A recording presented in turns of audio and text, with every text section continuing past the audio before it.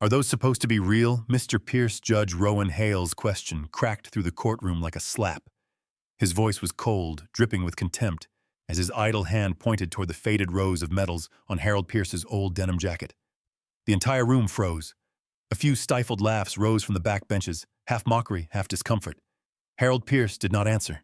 He stood straight, his thin frame still carrying a rare firmness for an 84-year-old man. No flinch, no defense. Only a silence so steady it made those with a conscience lower their eyes. Hale sneered and kept going. Looks like something you bought at a surplus store. Are you performing some kind of fake valor act in my courtroom? Emily Carter, the young attorney standing beside Pierce, shot up from her seat. Your Honor, Mr. Pierce, be quiet, Hale cut her off. You don't get to defend a fabricated story. Then he leaned forward, dropping his voice but sharpening every word. Take the jacket off. Right here. The crowd stirred again. A few people held their breath. Others looked away, embarrassed for him. Pierce remained still. He did not remove the jacket. He did not speak. His eyes rested on the American flag behind the judge's bench, as if he were trying to keep something sacred from being dragged into the mud. Hale slammed his gavel onto the desk. If you don't comply, I'll add contempt. And that thing you're wearing, he pointed at the tarnished Medal of Honor, looks like cheap tin. A soft sigh drifted from somewhere in the courtroom. Inside Harold Pierce's mind, an image flared, red mud gunfire ripping the air. A young soldier soaked in blood, waiting to be pulled out of the kill zone. The smell of smoke. The metallic tang of fear. A scream swallowed by the heat. He blinked. The courtroom returned. But in that instant, the wooden door behind them trembled ever so slightly, as if something heavy, something undeniable was drawing near. If you believe true courage isn't found in the sound of gunfire, but in the silence of those who have walked through war, please subscribe to Service Honor Stories to help us preserve the memory, dignity, and reverence owed to our heroes. The courtroom sank into a thick, suffocating silence, one that stretched longer than anyone expected. No one moved. No one laughed anymore. The atmosphere felt strangled by Judge Hale's last insult. Every gaze turned toward Harold Pierce, not to mock him, but because no one knew how to face the silence he carried. Pierce lowered his eyes, letting them rest on the faded medals across his left chest. It was a brief glance, just long enough to brush against memories, long buried. The old medal held no shine, no glory, only the marks of years no one but him could ever understand. His mottled hands trembled slightly, just a little, but even that small trembling carried the quiet weight of a life lived under burdens few could fathom. Emily Carter stood close beside him, her voice soft as if afraid her words might bruise the old man struggling to stay composed. Mr. Pierce, are you all right? Pierce did not speak. He only shook his head just enough for Emily to understand he wanted her to stop, not because he was strong enough to need no help, but because he had spent half a century learning to carry things alone. In that moment, a sound rose suddenly in his mind, an echo from the past.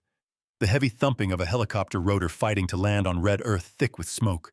Someone shouting urgent orders, chaos all around. A wave of heat racing down his spine. A young teammate about to fall. Then it all vanished before the memory could fully form. Only the sensation remained, as if he had pulled on a worn layer of memory that still cut sharp whenever it was touched. Back in the present, the ticking of the wall clock stretched the silence even further. That sound, harmless on any other day, became a thin blade slicing through every person in the room. Some thought they could hear their own heartbeat, or maybe they only imagined it. Pierce's stillness forced everyone to confront something within themselves. Judge Hale surveyed the scene with visible irritation. This silence was not what he wanted. He wanted Pierce to crumble under shame, to break in front of the entire courtroom, so that Hale could feel the weight of his authority. But Pierce stood firm, like an ancient stone, unyielding, unmoved. And that infuriated Hale more than any argument could. Hale leaned back in his chair, tapping his fingers on the desk, each tap a mark of his growing impatience. He stared directly at Pierce as if trying to push him to the breaking point. Pierce's silence did not soften him. It only fueled his desire to crush it with power. Hale glanced at Emily, still standing protectively beside Pierce, her face tight with tension, and the sight only deepened his annoyance. In his eyes, the two of them were performing a cheap act he intended to end by force. Pierce still did not look at Hale. He did not look at anyone. His eyes remained fixed on the American flag behind the judge's bench, the same flag he had carried in his heart as he ran through gunfire to pull another man away from death. It had been there when he was young, And it was there now, watching as the dignity he had guarded all his life faced a trial stranger than any battlefield. No one knew it, but an old soldier always senses when a storm is forming. And in Harold Pierce's calm gaze there was something quiet and mysterious, as if he had weathered storms far greater than this. Judge Hale glared at him, feeling his grip on authority slipping away little by little. The silence, instead of weakening Pierce, made everyone in the room begin to question the fairness of how he was being treated. Hale tightened his hold on the gavel, preparing to escalate things further, to humiliate Pierce publicly in a way he believed the old man could not withstand. And just as Hale readied himself to push everything to the breaking point, the silent door within Harold Pierce began to open, inviting a confrontation he had never wanted, yet one he could no longer avoid. "Take the jacket off right now!" Judge Rowan Hale nearly shouted, his voice firing at Harold Pierce like a verdict handed down without trial. The command snapped through the room, making several people jump. A few thin, uneasy laughs slipped out from the back rows, laughs that carried both mockery and the desperate hope of distancing themselves from the cruelty happening before their eyes. Others turned their faces away, trying to avoid witnessing a humiliation they didn't have the courage to stop. Emily Carter shot to her feet instantly. "Your Honor, this request is inappropriate and—" "Sit down." Hale slashed through her words without even looking at her. "You don't get to decide what is true in this courtroom. Fake Medal of Honor." Hale emphasized each word as if he wanted them to cut into the old man standing tall before him. Harold Pierce closed his eyes for a single beat. Just one. But within that small sliver of time, a memory flared alive like a lantern reignited after years in the dark. He saw himself carrying a young soldier across a field cratered with explosions, hot wind whipping his face, gunfire erupting behind him, a trembling voice calling his name fading with every second, the weight on his back heavy with fear, and the flag on his helmet spattered with mud, but still bright enough to remind him why he had to keep running. Then the flash faded, leaving Pierce once again standing in the cold courtroom where his silence had become a thorn digging deeper into Judge Hale's rising anger. Hale slammed the gavel hard. "If you don't obey, I'll add contempt. You're not in a barracks. This is my courtroom." The sharp crack of the gavel made the tension thicken. Pierce opened his eyes. Still silent. That silence was not defiance nor surrender.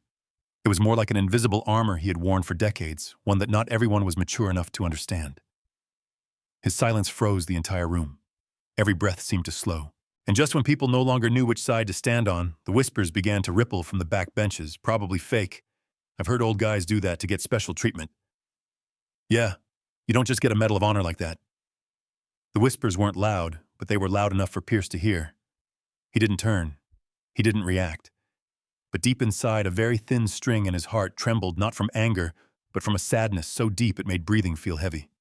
He had seen this happen to many of his brothers-in-arms men who lived long enough to witness a world forget the price of a single life in war. Emily looked around, her face flushed with anger. "You don't know anything," she whispered, but no one cared to listen. People only stared, judged, and turned away as if it were the most natural thing. Judge Hale leaned forward. "Mr. Pierce," he repeated, "this is the last time I'm asking. Take off the jacket." His voice carried the triumphant note of a man who believed he held absolute power. Harold Pierce remained upright. His breathing steadied not out of fear, but because he was holding in an entire lifetime none of them had the right to judge. The courtroom stretched endlessly, as if time itself refused to move. Countless eyes stared at him, some hostile, some doubtful, some empty, all of them forming an invisible pressure bearing down on his aging yet unbroken shoulders. No one realized that this very pressure was once what kept him alive on the battlefield. The only difference was that back then the pressure came from the enemy. Today it came from the very people he had protected.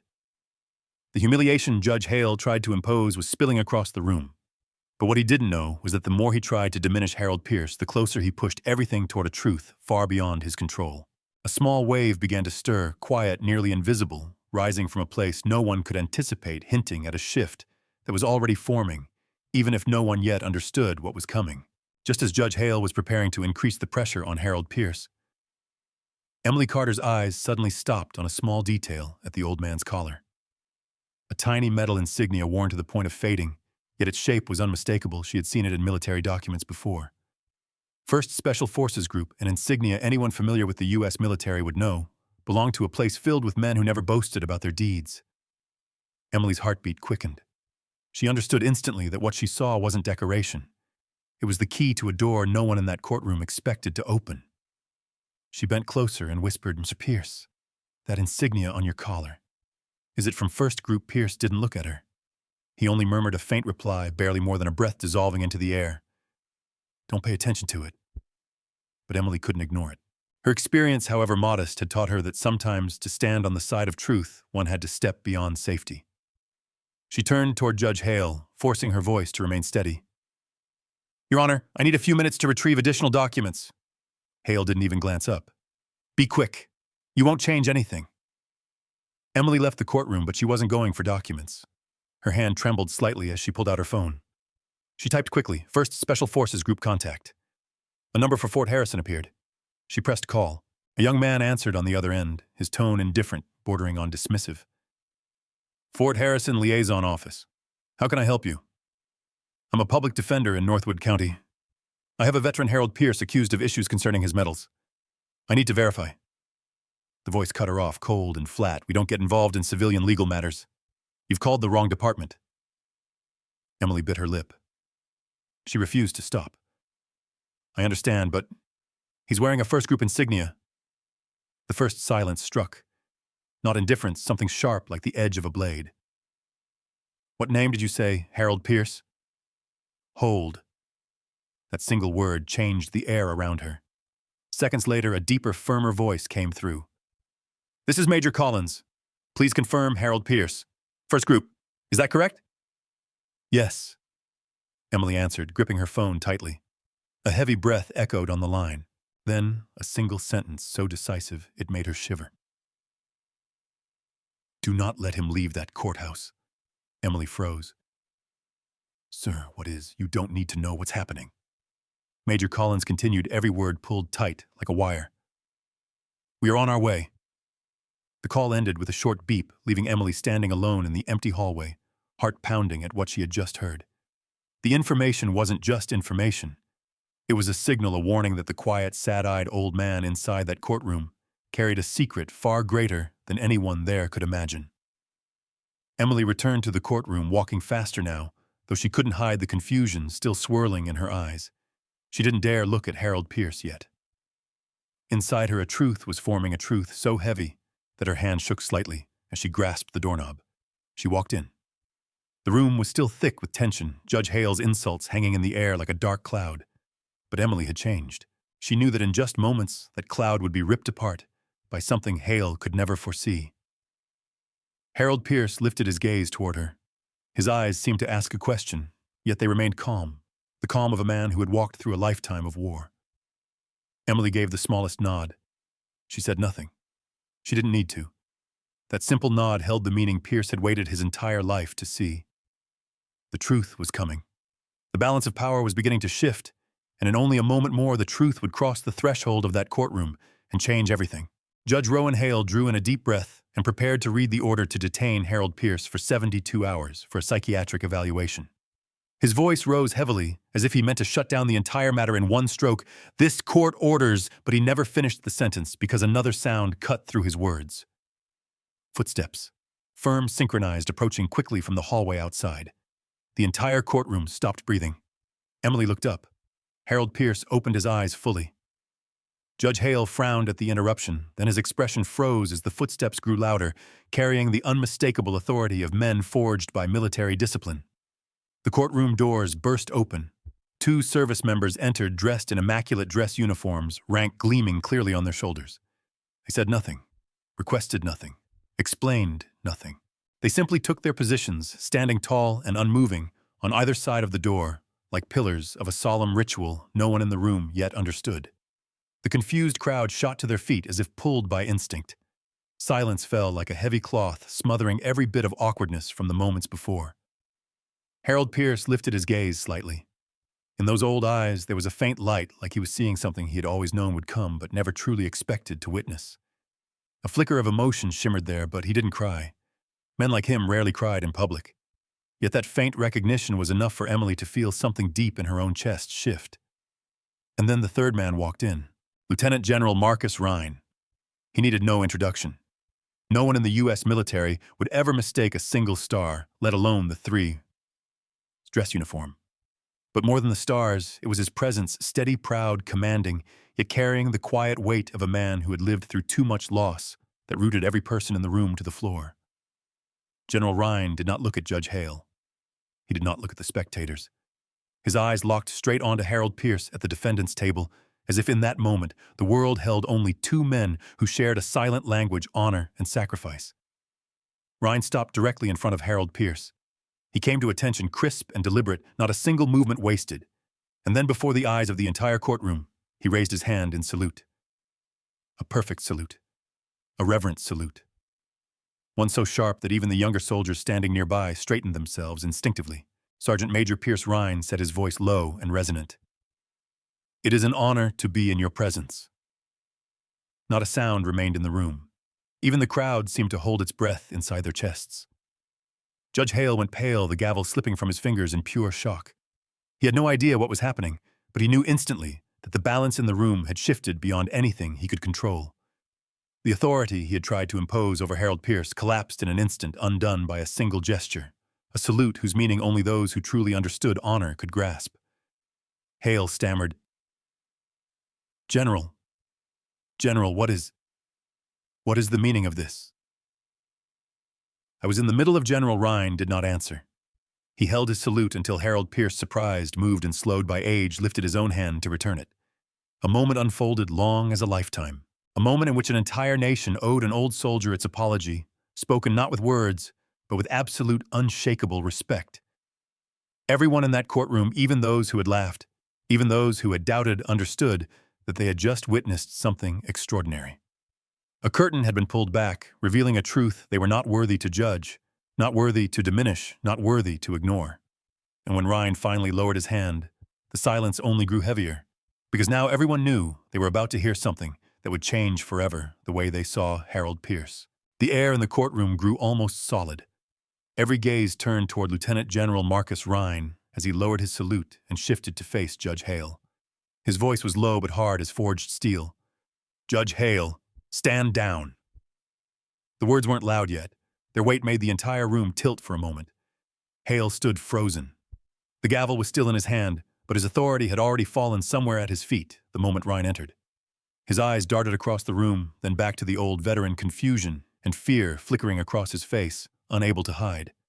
General Ryan reached into his breast pocket and withdrew a carefully folded sheet of paper. He opened it and began reading line by line, his tone solemn, with not a single word wasted. Sergeant Major Harold Pierce enlisted 1956 Army Special Forces. Hale swallowed hard. A few people in the room began breathing faster. Ryan continued Bronze Star for valor, 3 times. Silver Star, twice. Distinguished Service Cross, Purple Heart, 4 times. Each decoration struck like a hammer against the arrogance Judge Hale had displayed earlier.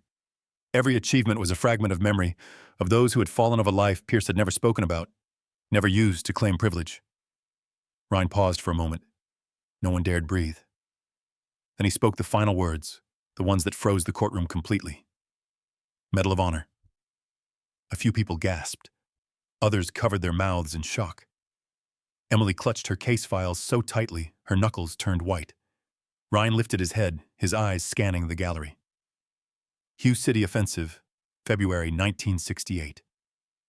Sergeant Major Pierce single-handedly charged 2 enemy machine gun nests, neutralized both positions, then carried 3 wounded comrades more than 200 meters under open fire to reach a medevac zone. After that, he returned to the fight. A sob escaped from somewhere in the room. In Harold Pierce's mind, a faint memory resurfaced. He was younger, then faster, relentless. Mud splashing across his face, screams blending with gunfire, his breath burning as he dragged a wounded soldier out of the kill zone. Then the memory dissolved, replaced once again by the stillness of the courtroom. Ryan folded the paper, his eyes fixed on Hale. "This man carries more honor than this entire courthouse, and you questioned his right to wear it." Judge Hale turned pale. His hand trembled. In that moment, everyone saw the collapse of a man who once believed he held the authority to define another person's worth. A woman in the back row quietly cried. A man nodded slowly, eyes reddening. Those who had laughed earlier now wished they could disappear. Harold Pierce remained standing steady as an old tree that had weathered countless storms. He did not smile. He did not bask in pride. He simply glanced at Emily, just a small look enough to say that he had always known the truth would eventually reveal itself.